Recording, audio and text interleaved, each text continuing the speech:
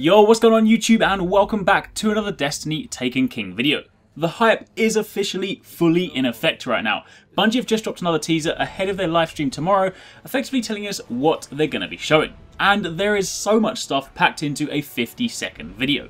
Now, if you want to see the video for yourself without me talking over the top, then I'll leave a link to it in the description box down below. But in this video, I want to try and go over everything as quickly as possible, because tomorrow I'll have a detailed breakdown for you once we've actually heard about it all in depth. So the video kicks off with a cutscene. You can clearly see the Vanguard in the central tower room, talking about obviously Arekkz's incoming invasion, and obviously this goes to illustrate the upcoming story. We then get a look at 3 Guardians running towards what is most likely the entrance to the Dreadnought, obviously rocking that new armor.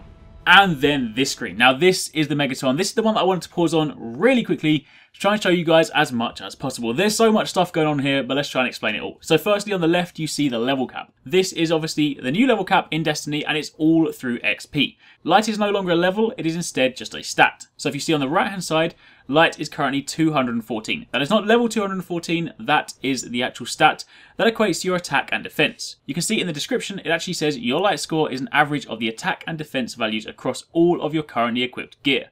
A higher Light score improves both your damage output and your defense. Also on the left, you can see that these subclass icons are getting redesigned. This is the Night Stalker one, which looks really awesome.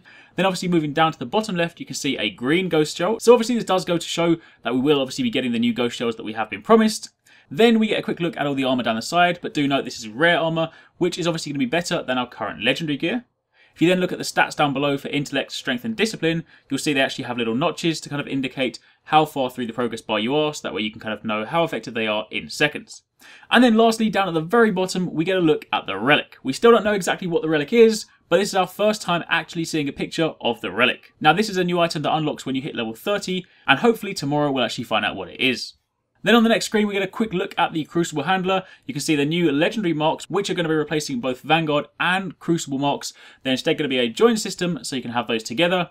You can obviously see some of the new gear here, and you can also see that the Crucible Handler is also selling ghost shells, which could well indicate that other vendors also have ghost shells. So could we start seeing faction-specific ghost shells, maybe Vanguard ones and Crucible ones? That much we'll have to find out, but again, super cool. On the next shot, we get a quick look at an FWC Obalon hand cannon, and you also get a look on the right hand side at legendary marks dropping. This is obviously from a Vanguard activity, but we also saw in the previous screen that legendary marks are also used for Crucible stuff. Then this screen here is obviously the much improved quest screen. We've seen this screen before, but obviously not with all the new Taken King stuff. And then in the next screen, we get a look at how we're going to be aligning with the new factions. In the Taken King, you will no longer buy a faction-specific class item and wear that in order to gain reputation. Instead, you will actually have to pledge an allegiance to that faction, and this is how you do it.